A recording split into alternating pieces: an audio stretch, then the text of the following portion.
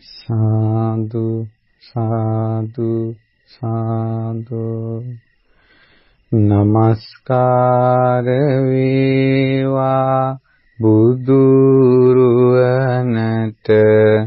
සමදා බුදු හිමි සරණ යමි නමස්කාර වේවා ධම්රුවනට සමදා සදහම් සරණ යමි නමස්කාර වේවා සංඝරුවනට සමදා මහා සංඝ සරණ යමි නමස්කාර වේවා තුනුරුවනට සමදාති සරණ සරණ යමි සාදු සාදු සාදු අපගේ පරම පූජනීය ගුරු දේවෝත්තම කල්යාණ මිත්‍ර පින්වත් ලොකු ස්වාමීන් වහන්සේට අද පිරි නමස්කාරය වේවා සාදු සාදු ශ්‍රද්ධාන්ත පින්වත්නි මේ පින්වතුන්ට දුර්ලභ මනුෂ්‍ය ජීවිතයක් ලැබීමේ වාග්ය විපාක දෙනවා මේ බුද්ධ ශාසනය. ඉතින් ඒ තමයි උතුම් බුද්ධ ශාසනයක් මුණ ගැහිලා ඒ බුදුරජාණන් වහන්සේගේ ධර්මය අහන්න ලැබීම. ඉතින් අද දවසේත් ජීවිතේට ඉතාමත් වටිනා බුදුරජාණන් වහන්සේගේ ශ්‍රාවකෙක් දැනගත යුතුම දහම් කරුණු ටිකක් අද ඉගෙන ගන්නවා. ඉතින් මේ උතුම් ධර්මානුශාසනාව ශ්‍රද්ධා රූපවාහිනියෙන් ලක්විරු ගුවන් විදුලියෙන් විකාශනය කරවන්නට දායකත්වයේ දරන්නේ පින්වත් ගීනාත් පෙරේරා සහ චාමිකා හසානී යන දෙපළ විසින් සුජීවත්ව සිටින දෙමව්පියන්ට නිදුක් නිරෝගී සුවපත් භාවයත් ඒ වගේම කල්යාණ මිත්‍රයන් වන මලින්ද රුවන් වාසල සහ ඉරේසා ලක්මිනී යන පින්වතුන්ට ඒ වගේ ඔවුන්ගේ ශාක්‍ය සිළුමිණි දියණියට මේ මිත්‍රයින්ට සිත පතන්න. ඉතින් ජීවිතේ අපි කවුරුත් මොහොන දෙන එක්තරා ධර්මතාවයක් පිළිබඳව අද ධර්ම අනුශාසනාවට මාතෘකා කරගත්තේ. ඉතින් මේ ධර්මයේ අන් අයට අහන්න සලස්වන එක මේ ධර්ම දානයේ කොටස්කරුවන් බවට පත්වන පින්වතුන් රැස් කරගත්ත අප්‍රමාණ පිනක්. පින්වතුනි අපි ජීවත් වෙද්දී මේ ජීවිතයේ කාලයම අපේ මුළු ජීවිතේම කොටස් 8කට බෙදන්න පුළුවන්. අවුරුදු 10ක් ජීවත් වෙච්ච කෙනා හෝ 20ක් හෝ 30ක් හෝ 40ක් 50ක් 60ක් අවුරුදු 90ක් 100ක් ජීවත් වෙච්ච කෙනෙක් හෝ ජීවිතේ මොහොන දුන්න සම්දිස්ථාන 8යි තියෙන්නේ. අනිවාර්යෙන් ජීවිතේ ඒ 8ට මොහොන දෙනවාමයි. ඒක ලෝකේ ස්වභාවයක්. ඒකට කියනවා ලෝක ධර්මය කියලා. අනිවාර්යෙන් ඒ ඉක්මවා යන්න බෑ. ඒකට මුහුණ දෙන්න වෙනවා. 8ක් නිසා ඒකට කියනවා අෂ්ටලෝක ධර්මය. ඒ අෂ්ටලෝක ධර්මයෙන් පැනලා යන්න බෑ. අනිවාර්යෙන් මුහුණ දෙන්න සිද්ධ වෙනවා. මේ අෂ්ටලෝක ධර්මයට අනුව මේ ලෝකේ කැරකෙනවා, ලෝකයට අනුව අටලෝ දහම කැරකෙනවා. ලෝකේ කිව්වේ අපේ ජීවිතේ. අපේ ජීවිතේ කැරකෙන්නේ අටලෝ දහමට අනුව. කරත්ත රෝදේ බිම ගෑවෙන නිම් වලල්ල ඒ රෝදේම කොටස් 8කට බෙදලා තියෙනවා කියන්නකො. අර වටේ තියෙන රවුම කොටස් 8කට බෙදලා තියෙනවා. ඒ කරත්ත ඉස්සරහට යනවා නම් අනිවාර්යෙන් ඒ ස්ථානකට පොළොව ස්පර්ශ වෙනවා. ඒක තමයි ඒ කරත්ත රෝදේ ඉස්සරහට යනවා කියන්නේ.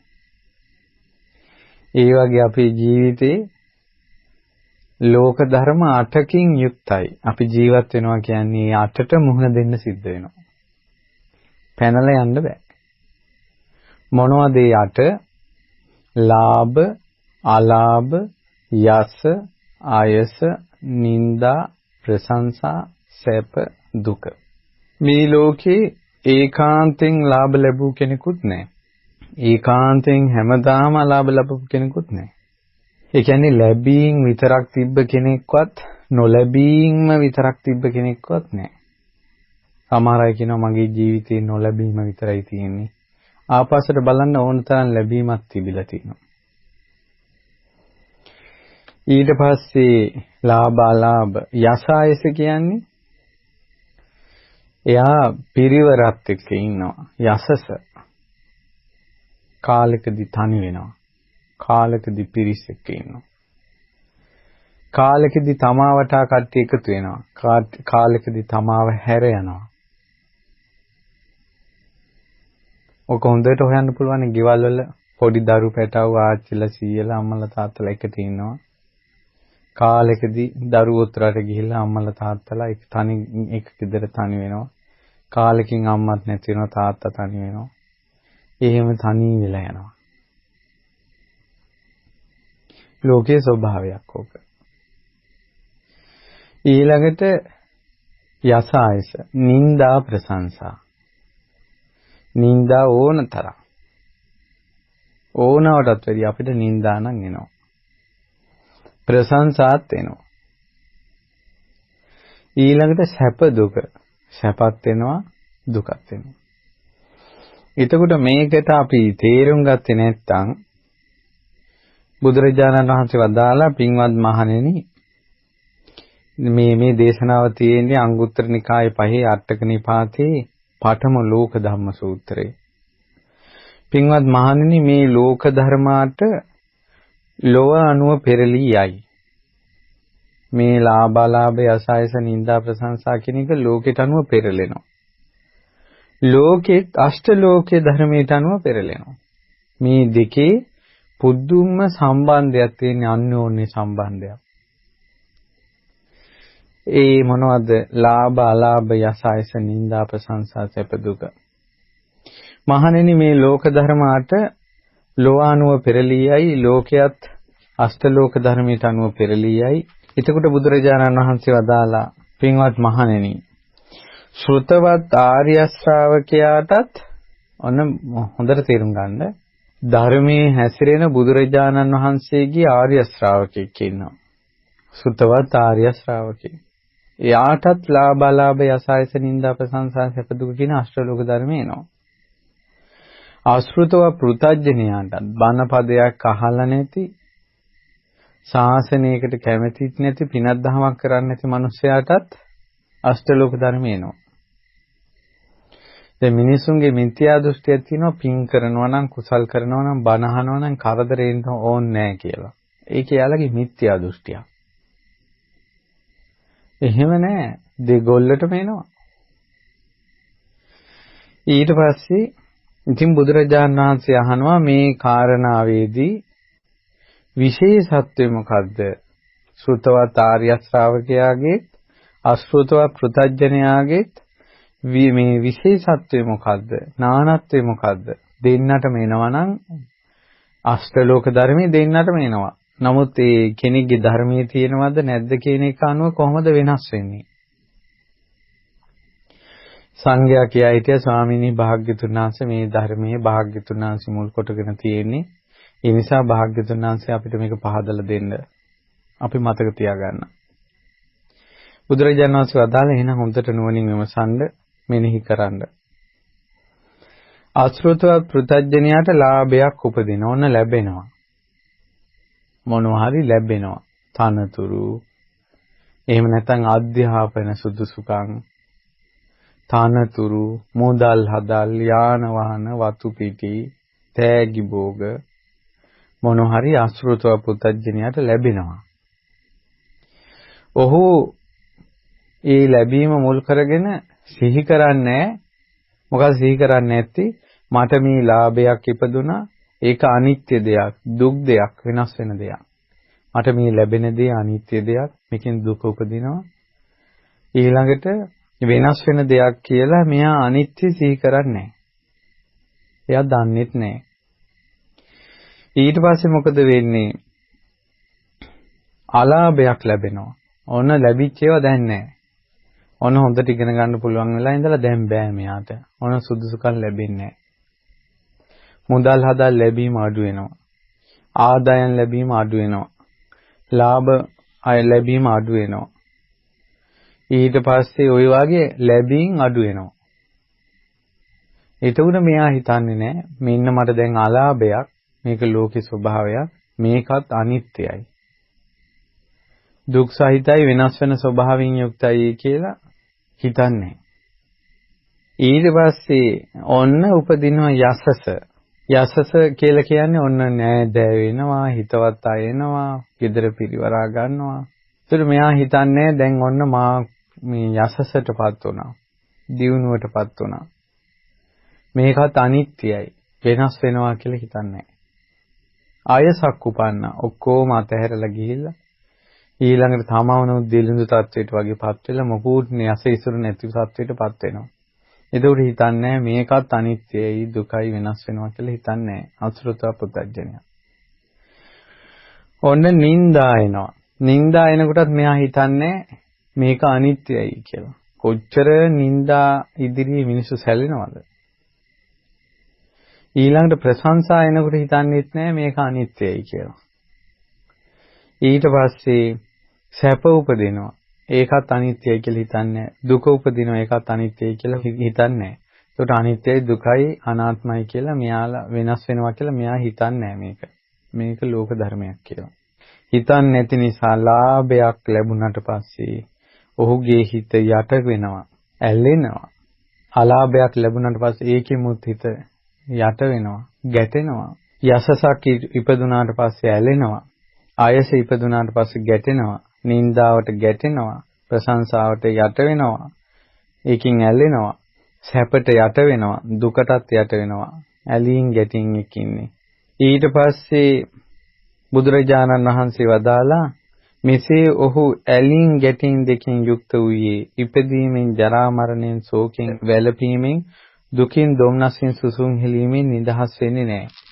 දුකින් නිදහස් වුණේ නැහැ කියලා තමයි කියන්න තියෙන්නේ යාට. හැබැයි ශ්‍රුතවත් ආර්ය ශ්‍රාවකයාටත් ලාභ ලැබෙනවා. ඔහු සලකනවා මට ලාභයක් ලැබුණා, නමුත් මේක අනිත්‍යයි, මේවා වෙනස් වෙන ඒවා. අලාභ වෙනවා, මේවා අලාභ වෙනස් වෙනවා. ඊළඟට යස, ආයස, නිന്ദා, ප්‍රශංසා, සැප, දුක මේ ඔක්කොම වෙනස් වෙනවා කියලා කල්පනා කරනවා. එහෙම කල්පනා කරන නිසා යාගේ හිත ඒ වගේ යට වෙන්නේ නැහැ. යට වෙන්නේ නැති නිසා ඒ වගේ සීමුර්ජා වෙන්නේ නැහැ.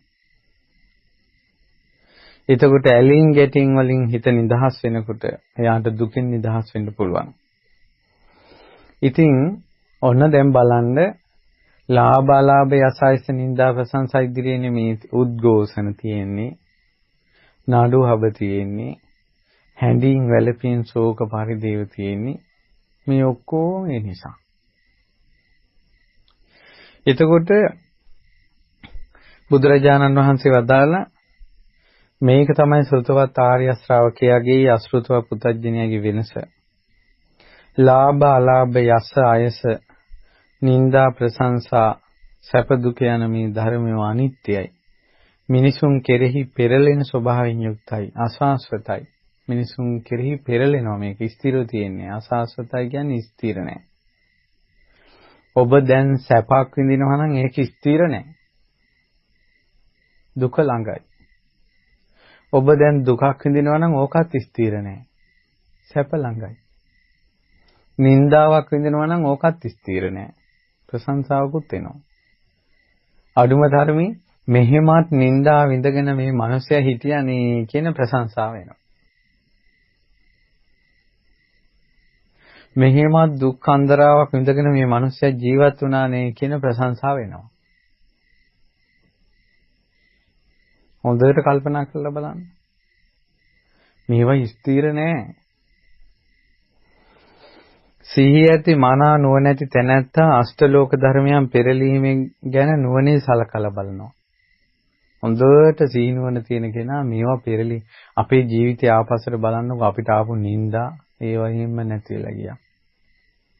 ප්‍රශංසා නැති වෙලා ගියා. ලාභ නැති වෙලා ගියා. සැප දුක් නැති වෙලා ගියා. එහි ඇති සිතට ප්‍රිය උපදවන කරුණ වලින් ඔහුගේ සිත නොමැදෙයි. ඒ වගේ තියෙනවා නම් ඇලෙන ස්වභාවයක් ප්‍රශංසාෙද්දී, ලාභෙද්දී, යසසෙද්දී, සැපෙද්දී මේවා අනිත්‍ය වශයෙන් කල්පනා කරන කෙනාගේ හිතේකේ මුලා වෙන්නේ නැහැ. ඒ මඩ ගොහරුවේ ඉරෙන්නේ නැහැ. අනිෂ්ට වූ කරුණ වලින් ඔහු කඩා නොවැටේ. කඩාගෙන වැටෙන්නේ නැහැ. ඒ මනුස්සයන්ගේ තියෙන කඩාගෙන වැටීම. ඔහු විසින් ඉෂ්ට කරුණ වලට ඇලීමත් අනිෂ්ට කරුණ වලට ගැටීමත් නැසන ලද්දේ වේ. එය නැති වී ගියේ නම් කෙලෙස් නැති, ශෝක නැති හේ මන අවබෝධයෙන් යුතුව භවයෙන් ඈතරට ගියේ වේ. ඇත්තට මේ අෂ්ටලෝක ධර්මයේම විදර්ශනා කළා භවයෙන් ඈතරට යන්න පුළුවන් කියනවා. ඔය තමයි ලෝක ධම්ම සූත්‍රයේ විස්තරය. දැන් හොඳට බලන්න තමන්ගේ ජීවිතය දිහා. අෂ්ටලෝක ධර්මයක් තමයි ජීවත් වෙනවා කියලා කියන්නේ. සැප එන කාලේ එනවා, දුක එන කාලේ එනවා. නිന്ദා එන කාලේ එනවා, ප්‍රශංසා එන කාලේ එනවා. නිന്ദා එන කාලේ වලට මම දැන් උදාහරණයක් කිව්වේ පින්වතුන් මතකද? ඇමරිකාවේ වර්තමානයේ බිහි වූ ගායිකාවක් ඉන්නවා. මේ ශ්‍රද්ධා රූපවාහිනියෙන් මේ ගායිකාවගේ ජීවිත කතාව ගැන යම් සටහනක් තබලා තිබ්බා. එතුමිය අවුරුදු 47ක් වෙනකල් සමාජයේ අනන්ත අප්‍රමාණ නිന്ദා විඳගෙන හිටියේ. එතුමියට යමක් කියපු ගමන් මේ ඒක ටිකක් වෙලා යනවා තේරුම් ගන්න. කියන් ආබාධ තත්ත්වයක්. ඊට පස්සේ පුංචි කාලේ ඉඳලා තිබිලා පන්තියේ ළමයි විහිළු කරනවා ටියුබ් ලයිට් එක කියලා.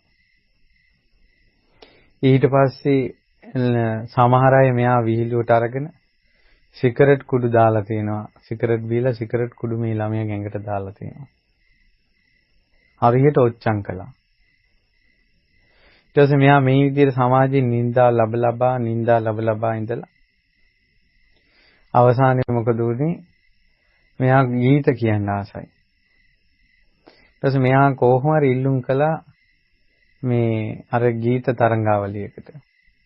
එතකොට හොඳම හඬ තෝරන තරඟෙට ඇමරිකාවේ. ඊට පස්සේ මෙයා කොහොම හරි ඉල්ලුම් කළා ඒකට ගියා. මෙයා වේදිකාවට යනකොට ඔක්කොම hina වුණා.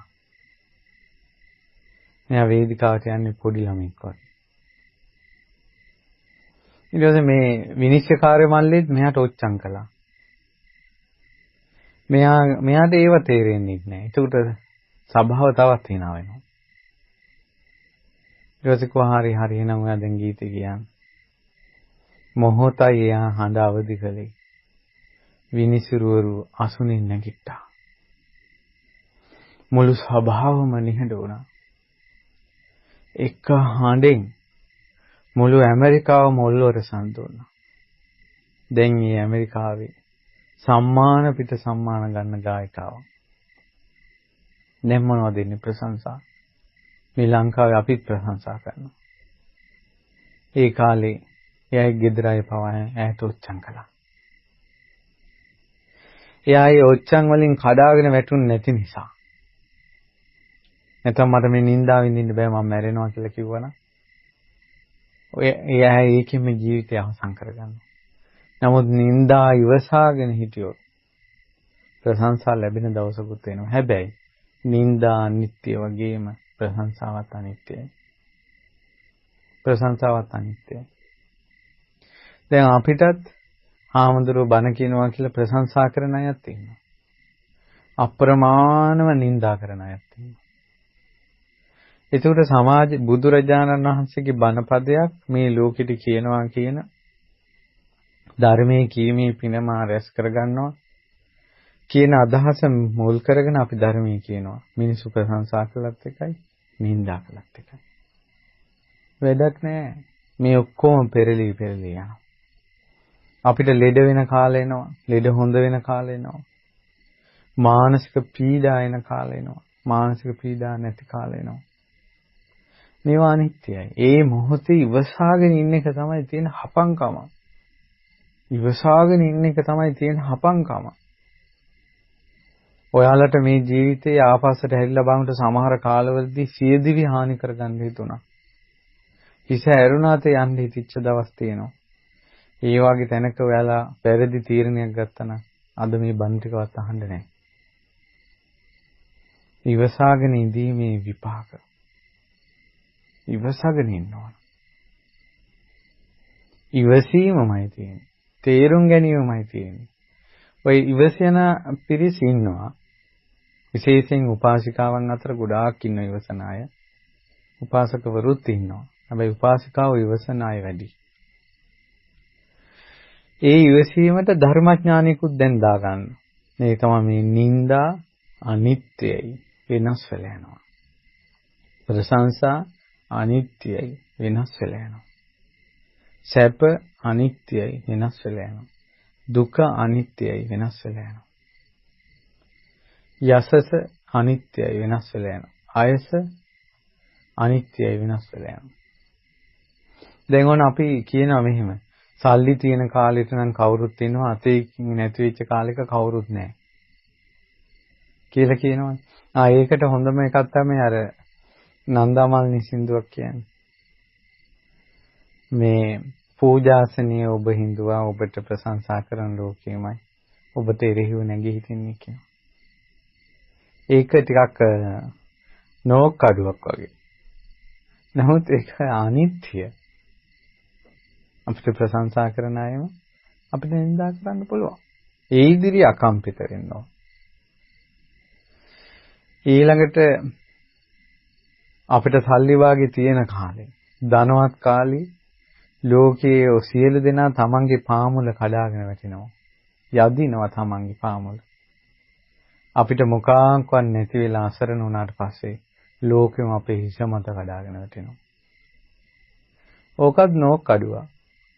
ඒ වුණාට ඕක සත්‍යයක්. අකම්පිත වෙන්න ඕනේ.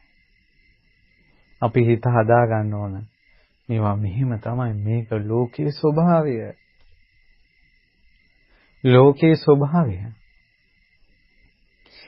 ඊළඟට කියනවා තමන්ට ධනවත් වෙලා ඉන්න කාලේ තමන් ලෝකෙට රැව්වත් බැන්නා. ඒක ලෝකයේ හිස මුදුනින් ගීතයක් වගේ හිස මුදුනින් පිළිගන්නවා. ඒ වුණාට අපිට දුප්පත් වෙලා ඉන්න කාලේ අපි hina වුණත් ඒකට ලෝකය අපිට විරුද්ධ වෙනවා කියන්නේ. ඔය මට ඇහිච්ච එකක් මං කිව්වේ. ලෝකේ ස්වභාවය. ඔහොම තමයි. ලෝකේ කිසිම නින්දාවක් ලබන්න සුදුසු නැති අංශු මාත්‍රයක නින්දාවක් ලබන්න සුදුසු නැති බුදුරජාණන් වහන්සේට නින්දා කළා. බුදුරජාණන් වහන්සේ වැඩියා රාජ කුලී පිණ්ඩපාතයට. බ්‍රාහ්මණ ගම්වල පිණ්ඩපාතයට වැඩියා. වෛශ්‍ය ගම්වල පිණ්ඩපාතයට වැඩියා. වෙළඳ ගම්වල ශුද්‍රයන්ගේ ගම්වල පිණ්ඩපාතයට වැඩියා. බමුණු ගම්වලට එහෙම පිණ්ඩපාතේ වඩිනකොට බමුණු කොච්චර බනින්න ඇතිද? නැවතියන් ශ්‍රමණේ කියලා. දවසක් කිව්වා ඒ ශ්‍රමණය වසලය නැවතියන් කියලා. අකනිටා බ්‍රහ්ම ලෝකේ දක්වා නමෝ තස්ස භගවතු වරහතෝ සම්මා සම්බුද්දස්ස කියලා.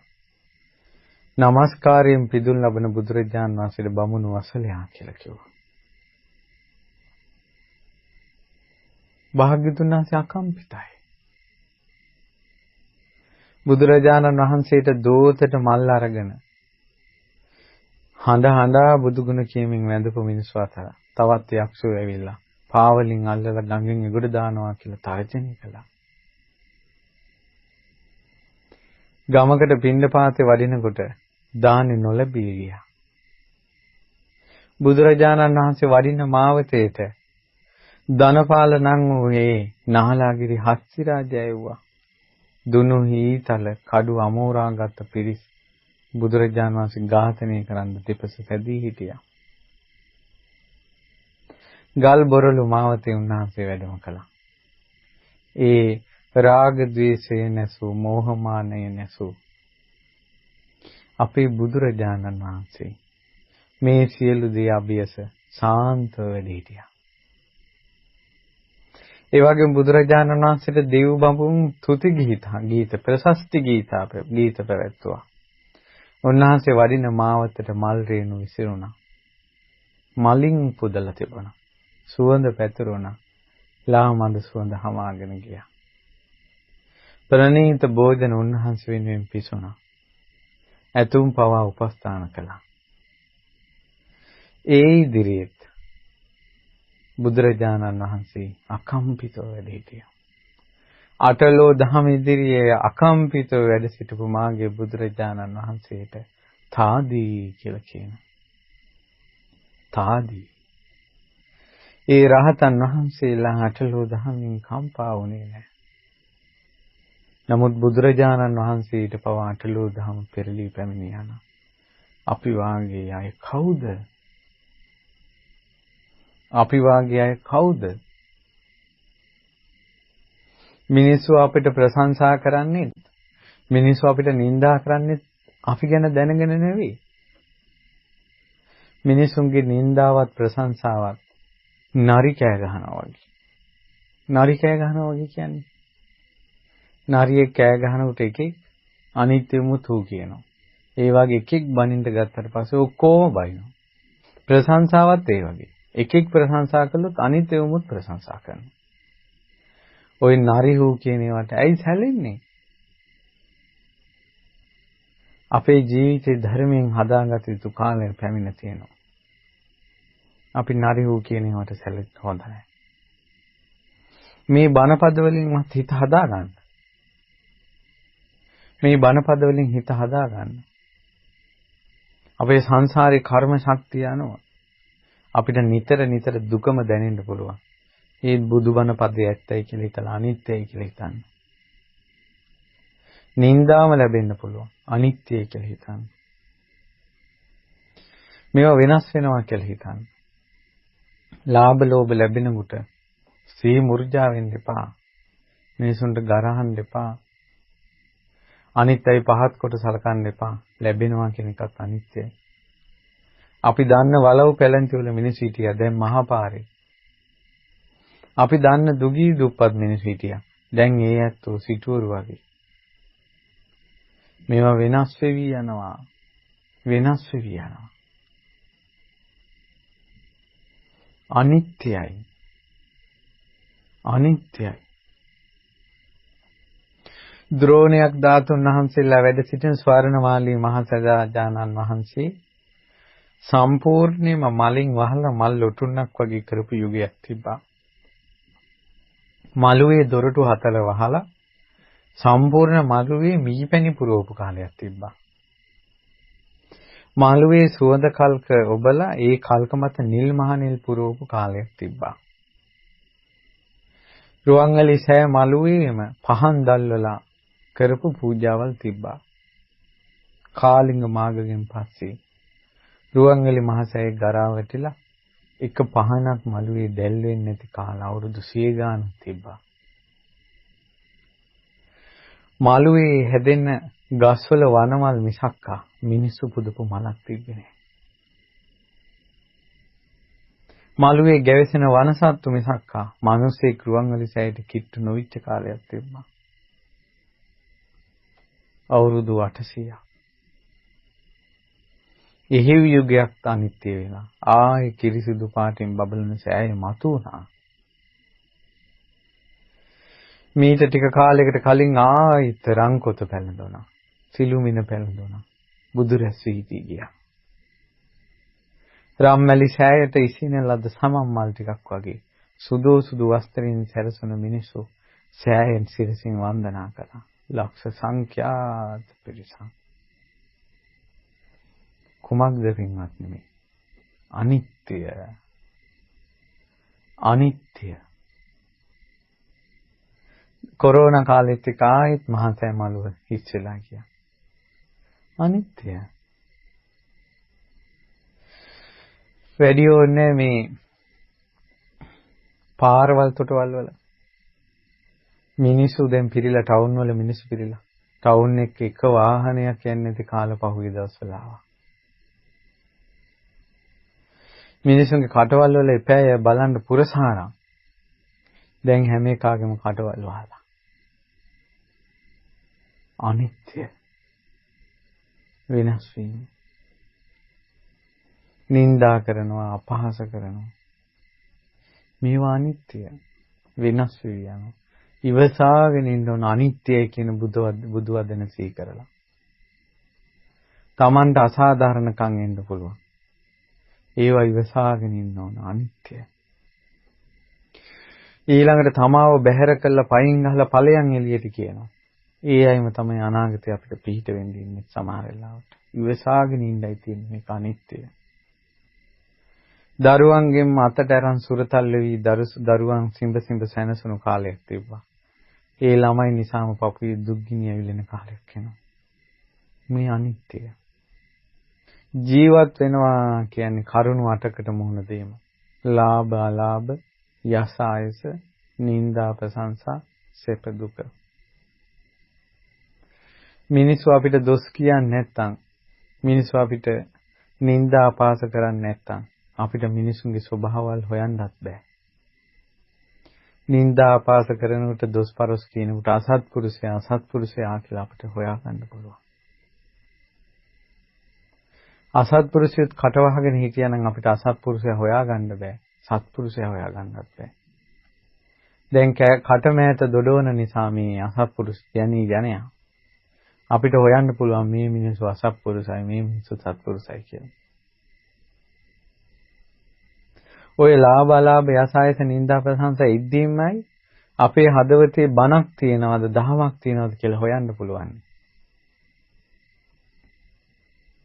දහමක් තියනවද කියලා හොයන්න පුළුවන් අෂ්ටලෝක ධර්මයේදී. අෂ්ටලෝක ධර්මයේ පෙරලෙන්නේ නැත්නම් බුදු කෙනෙක්ගේ දහමකුත් ලෝකෙට ප්‍රයෝජන නැහැ. මේ අටලෝ දහම ඉදිරියේ කම්පා නොවන අකම්පිත හිත, තාදී හිතක් හදා ගැනීම පිණිසමයි බුදු කෙනෙක්ගේ ධර්මය අවශ්‍ය වෙන්නේ. පවුල් වල අරුබුද කොයි තරම් තියෙද්දි දරාගෙන ඉන්නවද මිනිස්සු? ඔබට මතකද මම ඉස්සර කතාවක් කිව්වා මේ හොරණ පැත්තේ. එක දුප්පත් පවුලක් ධනවත් පවුලකින් ණයක් ඉල්ලගෙන ණය ගෙවන්න ගන්න බැරුව ඒ ධනවත් ගෙදර ඉලන්දාරියෙක් ඇවිල්ලා අර දුප්පත් ගෙදර අවුරුදු 15ක කෙල්ල අතින් ඇදගෙන ගියා. තොපිට ණය ගෙවන්න බැරි නම් මේකේ මං අරන් යනවා කියලා. අවුරුදු 18 අක්කා හිටියේ. අක්කා කෑ ගහගෙන ඇවිල්ලා නංගි වැදලා අරන් කිව්වා මේක ගෙනියන්න එපා කියලා. එහෙනම් තෝ අර කියලා ඒ කෙල්ල ඇදගෙන ගියා. අර දුප්පත් මිනිස්සුන්ට පොලිසියකට යආගන්නවත් කකුලක් උස්සා ගන්න පණක් නැහැ. ඉච්චර ණය.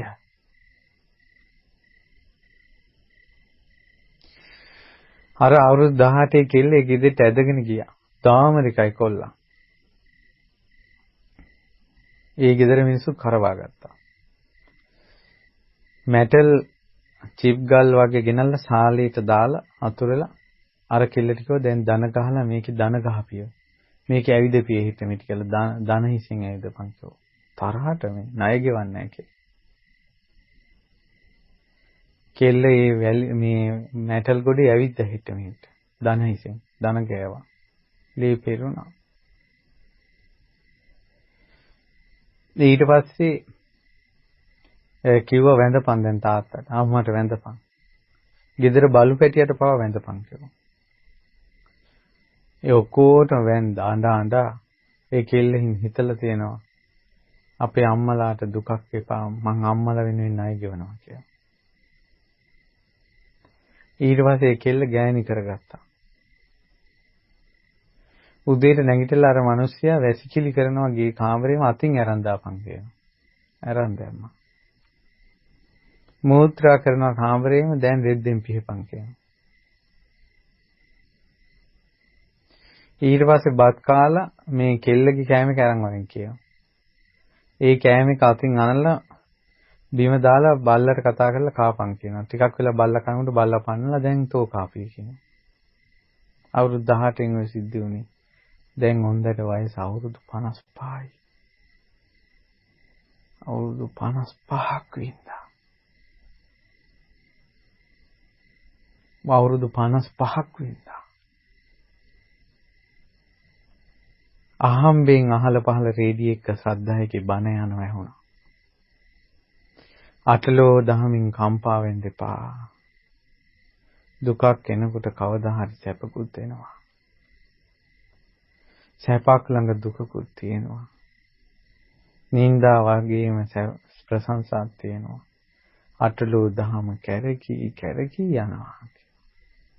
උපන් සත්වයා මේ විදිහට දුක් විඳින්නේ පළවෙනි වතාවටවත් අවසාන වතාවටත් නෙවෙයි. දැන් නම් අපේ දුක් අදෝනා කියන්න හරිනවා.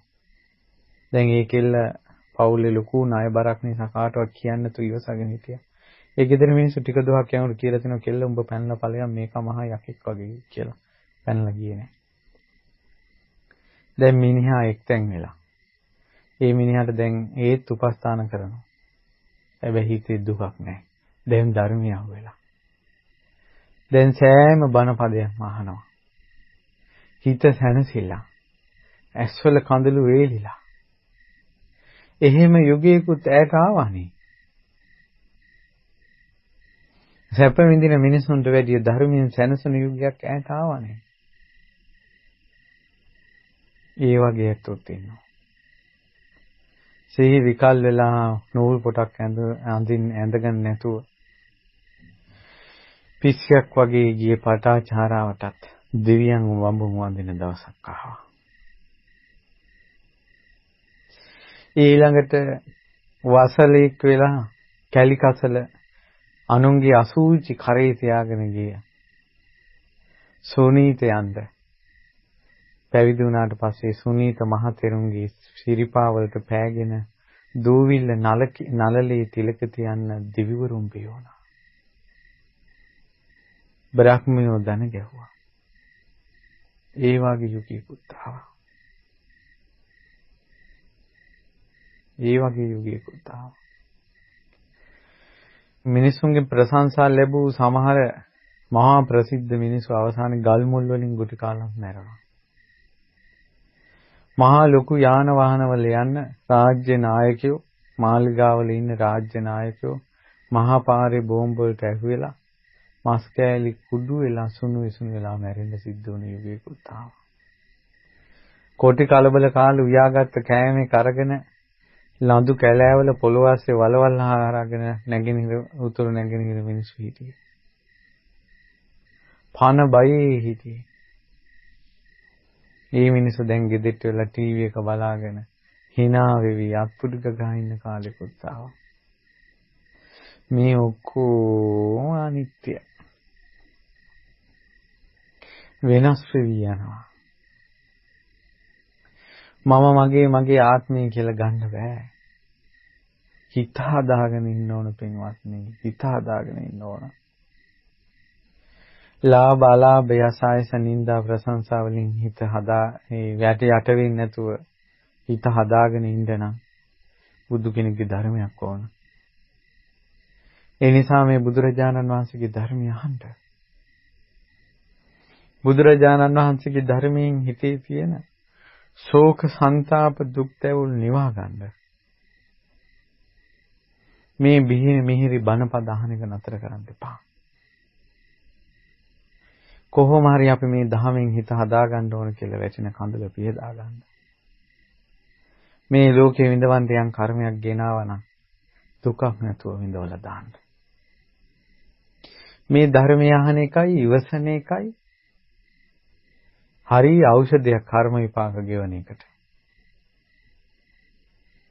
ඒ නිසා හොඳට මතක තියාගන්න අපි මේක ලාභ අලාභ යස අයස නිന്ദා ප්‍රශංසා සැප දුක අපි කරා එනවා කියලා නිතර හිතා හිටියොත් ඒකෙන් ලැබෙන වාසියක් තියෙනවා. කියන්නේ ඒව අපි කරා පැමිණෙනකොට මෙහෙම වෙන්න පුළුවන් කියලා අපිට හිතන්න පුළුවන්. දැන් ඔන්න ගහක මල් පිපෙනවා. මල් පිපිලා ටික දුරක් එක දවසකින් හෝ පහවදා හෝ මේ මල් පාර වෙලා වැටෙනවා. ඒකට අපිට ඒක ප්‍රශ්නයක් නැහැ. ඇයි? මල් පිපෙනවා වගේම පරවෙලා වැටෙනවා කියලා අපි දන්නවා. ගහක කොළ කහපාට වෙලා වැටෙනවා. අපිට ඒක ප්‍රශ්නයක්වත් නැහැ. ගස්වල කොළ හැදෙනවා වගේම වැටෙනවා කියලාත් අපි දන්නවා. දන්න නිසා ඒක දකින්න නිසා දුකක් නැහැ. ආන් මේ වගේ තමයි ලාභ අලාභ යස ආයස නිന്ദා ප්‍රශංසා සැප දුක කියන අෂ්ටලෝක ධර්මය තමා කරා පැමිණෙනවා කියලා අපි දන්නවනම් අපිට වෙච්ච දේවල් වලින් ඒවා අපි දකිනවනම් ලාභ අලාභ යස ආයස නිന്ദා ප්‍රශංසා සැප දුක අප කරා එද්දී දුකක් නැහැ. අපි කියනවා සල්ලි තියෙන කල් විතරයි මිනිස්සු අපේ වටා තියෙන කල් ඕන තරම් ඉන්නවා. නැති වෙනකොට මොකෙක්වත් නැහැ කියලා. ඇයි අපි දුක් අදෝනා නගන්නේ? අපිට ඇහැට පේන ගස් කොළන් දෙස බලන්න. ගහක වුණත් ගෙඩි හටගත්ත කාලෙට විතරයි කුරුල්ලෝ සතා සිව්පවා ගහට එන්නේ. ගහේ පළ නැති වුණාට පස්සේ සත්තු ඒ ගහ අත්හැරලා දානවා. ගහක ගෙඩි හැදෙන්නේ නැත්තම් ගස් හදපු අපිම ගහ කපලා දානවා. ඒවත් පෙනිනවා නම් ස්වභාවික ලෝකේ පවා ඵල තියෙන ගහටයි සත්තු එන්නේ. ඵල නැති ගහට එන්නේ නැහැ. ස්වභාවික ලෝකේ පවා ඵල තියෙන ගහටයි දඬුමුගුරු වදින්නේ. ඵල නැති ගහට නැහැ.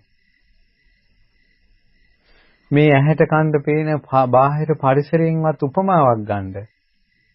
ඒ සනාතන සත්‍ය ජීවිතයට ගලපා බලන්න. ඒ නිසා ඕක තමයි අපේ ජීවිතේ. මේ ගස්වල උනත් කාලෙකදී ගස්වල ලෙඩ හැදෙනවා, කාලෙකදී අතුපතර ලියලා වැදෙනවා. කාලෙකදී සුළඟ එනවා, කාලෙකදී සුළඟ එන්නේ නැහැ. කාලෙකදී වහිනවා, කාලෙකදී පායනවා. කාලෙකදී ගස් මැරිලා එනවා, කාලෙකදී ගම් වතුර පවා ගලනවා. පිට නැති මහා මුහුද පවා ගොඩ ගලන කාලයක් එනවා. මේ ඔක්කොම වෙනස් වෙනව නේද? මේ ඔක්කොම වෙනස් වෙනව නේද? ඒ නිසා දැන් ඔබ යම් දුකක් විඳිනවා නම් ඉවසන්ට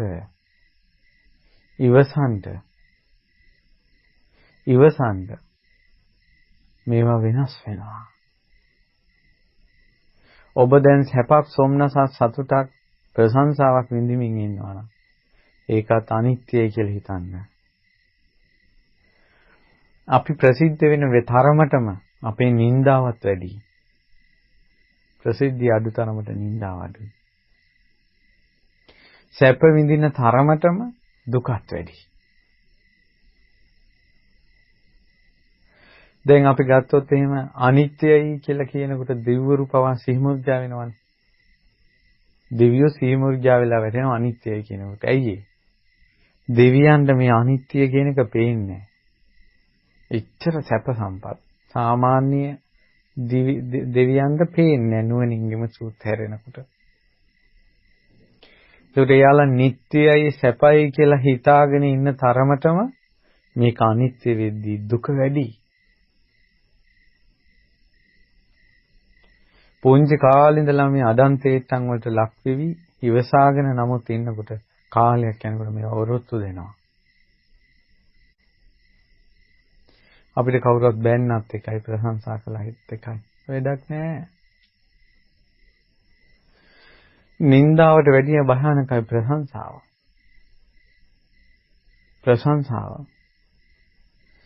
ප්‍රශංසා කරනකොට හාස්ූස් ගන්නකොට තමයි ඇස්වහකට වුණත් වෙදෙන්නේ. නින්දා කළා කියලා එහෙම වෙන්නේ නැහැ. ඒ නිසා අපේ හිත මහා පර්වතයක් වගේ නක්. අපේ හිත ධර්මයෙන් අපි පර්වතයක් වාගේ අකම්පිතව සෙලවෙන්නේ නැති තත්ත්වයටපත් කරගෙන නම් ඕනම සැඩකුණාටුවක් ඉදිරියේ අකම්පිතව ඉන්න පුළුවන්. ඒතර මිනිස්සු අපිට බැන්නත් ඒක හරියට හඳට බුරන බල්ලෝ වගේ. කන්දක් පාත් වෙන්න බල්ලෝ මේ බුරනවා වගේ කන්ද පාත් වෙන්නේ නැහැ. ඒ නිසා අපි මේවා ටික ටික තේරුම් ගන්න ඕන. ඉවසාගෙන ඉන්න ඕන. සාරිපුත්ත මහරහතන් වහන්සේගේ පිටට බ්‍රාහ්මණයෙක් ඇවිල්ලා අතුල් පාරක් ගැහුවා. උන්වහන්සේ හිතුවා ගහනකොට වදින එකක්, වදිනකොට රිදෙන එකක් කයක් තියෙන නිසා. කයක් නැත්තම් කවදාවත් පහරක් වදින්නේ නැහැ. මේ ශරීරයමයි දෝෂය කියලා හිතුවා. උන්වහන්සේගේ අකම්පිත හිතට පැහැදිලා ඒ බ්‍රාහ්මණයාම ඇවිල්ලා වැඳලා ස්වාමීනි ධනට වඩින්න කිව්වා. මහා ශ්‍රද්ධාවන්ත අහිංසක මිනිසෙකුගේ ගෙදරට යන්සේ මහරහතුන් වහන්සේ දානට වඩිනවා නම් තමන්ගේ පිටට ගහපු කෙනාගේම ගෙදර ධනට වැඩියනේ. සාරිපුත්ත මහරහතන් වහන්සේ කොච්චර අකම්පිතයිද? කොච්චර අකම්පිතයිද? බුදුරජාණන් වහන්සේට බැනගෙන එන කෙනාට බුදුරජාණන් වහන්සේ අමා මහ නිවන දුන්නානේ. කොච්චර අකම්පිතයිද? එවැනි වූ ශාස්ත්‍රුන් වහන්සේ නමක් සරණ ගිය. එවැනි වූ රහතන් වහන්සේලා සරණ ගිය. අපි ටික ටික පුරුදු වෙන්න ඕන. ලාභයට යට නොවීන්ට. මේවා අනිත්‍යයි. අලාභයට කඩා වැටෙන්නේ නැතුව ඉන්න. මේවා අනිත්‍යයි. යසසට පිරිවරාගෙන යස ඉසුරෙන් ඉන්නකොට මොසපත් වෙන්න එපා. ආයස තමාව එක එක්කෙනා අතහැර තමන් තනි වෙනකොට මනසින් කඩා වැටෙන්න එපා. මේක ලෝකේ ස්වභාවය අනිත්‍යයි කියලා හිතන්න. නින්දා එනකොට කඩාගෙන වැටෙන්න එපා. ප්‍රශංසාවට මුර්ජා වෙන්න එපා. ඊළඟට සැපයට මොසපත් වෙන්න එපා. දුකට කඩාගෙන වැටෙන්න එපා. මේවා අනිත්‍යයි කියලා හිතන්න. අසනීපයක් වුණත් රද වේදනාව විඳිනකොට අසනීපෙන් මීට කලින් අසනීප සිහි කරලා අනේ ඒවා අනිත්‍ය වුණා, ඒවා සුව වුණා, ඒවා වෙනස් වෙලා ගියා. මේ අසනීපයත් අනිත්‍යයි, වෙනස් වෙලා යනවා කියලා හිතන්න. ඒ විදිහට ටික කල්පනා කරනකොට හරියනවා. ලොකු දෙයක් කරගත්තේ නැතත් මේ බුද්ධ ශාසනය අටලෝ දහම විදර්ශනා කර අටලෝ දහම ඉදිරියේ කම්පා නොවි හිටියත් ඒකනම් මහා දෙයක්. මහා දෙයක්. අසුරතව පුතඥයාට බෑ. අසුරතව පුතඥයාගේ ජීවිතේ පාණ්ඩරැලක් වගේ, පෙන්දෙක් වගේ. හුළඟ කොහින්ද එන්නේ ඒ පැත්තට යනවා. හුළඟේ ගසාගෙන යනවා. ලාභෙට ගසාගෙන යනවා. අලාභෙටත් ගසාගෙන යනවා. ශක්තියක් නැහැ, අකම්පිත නැහැ. ඒ නිසා ඔබ බුදුරජාණන් වහන්සේ සරණ යන්න, ධර්මයේ සරණ යන්න, සංඝ රත්නයේ සරණ යන්න. අටලෝ දහමින් කම්පා වෙන්නේ නැහැ කියලා හිතට ගන්න. ඒ වගේම දරුවන්ටත් උනත් කියලා දෙන්න. පුතේ ඔහොම තමයි අපිට හැමදාම මේව නෑනේ වෙනස් වෙනවනේ. කියනවා මේ අම්මේ ටීචර්ට මට ගැහුවා. පුතේ එහෙම තමයි හැමදාම හොඳ කියන එකක් නෑනේ. ඔයා අනිත්‍ය වෙලා යනවා. අම්මේ ටීචර් මට අද හොඳයි කියලා කිව්වා. පුතේ එහෙම තමයි හැමදාම හොඳයි කියන එක කියලා එක්කුන්නේ නැහැ නේ. ඔයා වැඩ නොකරන දවසට බැට කන්න වෙනවා. ඒ නිසා මේවා අනිත්‍යයි. අම්මේ මට අහවලා මෙහෙම බැන්නා. පුතේ ඔයා ගණන් ගන්න එපා. බයිනුම් කියනවා හැමදාම තියෙන එකක් නෙවෙයි. අම්මේ මට අර කට්ටිය හොඳයි කියලා කිව්වා. පුතේ ඔයා හිතට ගන්න එපා. හොඳ කියන එකත් හැමදාම තියෙන එකක් නෙවෙයි. අම්මේ මට අද හරි හිතට දුකයි. පුතේ ඔක ඉච්චර ගණන් ගන්න එපා. හැමදාම තියෙන එකක් නෙවෙයි. හැම ගෙදරකම අටලෝ දහම අනිත්‍යයි කියන වචනේ රැව් දුන්නා නම් පොඩි උන් පව හැදෙයි. මේවා වෙනස් වෙනවා කියන තැනට. නිට්ටයයි කියන තැන තමයි දුක ඉවසා ගන්න බැරුව සියදිවි හානි කරගන්නේ. නිට්ටයයි කියන තැන තමයි අම්මා තාත්තා අතහැරලා ළමයි යන්නේ. ඊළඟට ස්වාමියා අතහැරලා බිරිඳ යන්නේ, බිරිඳ අතහැරලා ස්වාමියා යන්නේ. හිරගෙවල් වල පවා ඔය හිරගෙවල් වල හිරබත් කන මිනිස්සු හිරගෙට වැටුනේ නිට්ටයයි කියන තැන. ඒ අද ප්‍රශ්නයක් එද්දී ඒක නිට්ටයයි කියලා අල්ලගන්නේ මහ විසඳුමක් හොයන්නේ ඒකට. අනිත්‍යයි කියලා ඉවසාගෙන හිටියානම් ඔවුන්ගෙන් හිරගෙවල් පිරෙන්නේ නැහැ. ඒ නිසා මේ ගෞතම බුද්ධ ශාසනයේ විශාල පිහිටක් ඇති කරගත්තා වෙනවා අටලෝ දහමින් කම්පා නොවන හිතක් ඇති කරගත්තොත්. අටලෝ දහම විදර්ශනා කළ ආර්ය අෂ්ටාංගික මාර්ගයට පැමිණෙන්න පුළුවන් කියලා තියෙනවා. ඒ නිසා ලාභ අලාභ යසායස නිന്ദා ප්‍රශංසා සැප දුකෙද්දී ඒ ඉදිරියේ අකම්පිත හිතක් හදාගන්න මේ අතන්න වාසනාව ලැබේවා කියලා අපි සිත ප්‍රාර්ථනා කරනවා. ඉතින් අද දවසේ මේ උතුම් ධර්ම දේශනාව සඳහා පින්වත් ගීනාත් පෙරේරා සහ චාමිකා අසානි යන දෙපළ සම්බන්ධ වුණේ කල්න මිතුරන්ටත් සිත පතමි. ඉතින් සියලු දෙවියෝ මේ පින් අනුමෝදන් වී මේ පින්වතුන් ආරක්ෂා කරත්වා. මේ පරලෝකී සියලු ඥාතීන් මේ පින් අනුමෝදන් වෙලා පරලෝ සැපයටපත් වේවා. ඒ වගේම රැස් කරගන්න තිබුණා වූ සියලුම පුණ්‍ය ධර්මයන් ඒකාන්තයෙන් අනුමෝදන් වෙත්වා. අපගේ පරම පූජනීය ගුරු දේවෝත්තම කල්යාණ මිත්‍ර පින්වත් ලොකු ස්වාමීන් වහන්සේ අටලෝ දහමින් කම්පා නොවන මේ උතුම් ශ්‍රී සද්ධර්මයේ අපිට කියලා දුන්නේ අපගේ පින්වත් ලොකු ස්වාමීන් වහන්සේ. නිදුක් වේවා, නිරෝගී වේවා, සුවපත් වේවා, දීර්ඝායුෂම ලබත්වා. පින්වත් ලොකු ස්වාමීන් වහන්සේ ඇතුළු කරුතර මහා සංඝරත්නයටත් අනගාരികා මෑණිවරුන්ට පැවිදි අපේක්ෂක දූපතුන්ටත් මේ පින් අනුමෝදන් වී අටලෝ දහමින් කම්පා නොවන තාදී සිතක් පිණිස කුසල් දහම් දිනු වේවා කියලා අපි පින් පමුණවනවා. ඒ වගේම පින්වත් ගීනාත් පෙරේරා සහ චාමිකා අසානි යන දෙපළට ඒ වගේම සුජීවත්ව සිටින දෙමව්පියන්ට කල්න මිතුරන් වන මලින්දරුවන් වාසල සහ ඊරේසා ලක්මිනී යන දෙපළටත් ඔවුන්ගේ ශාක්‍යයන් සිළුමිණී දියණියටත් සිත ප්‍රාර්ථනා කරනවා. ඉතින් ඒ සියලු දෙනාට ගෞතම බුදු සසුනේ පිහිට ලැබේවා. අටලෝ දහම ඉදිරියේ කම්පා නොවන සිතක් හැදේවා.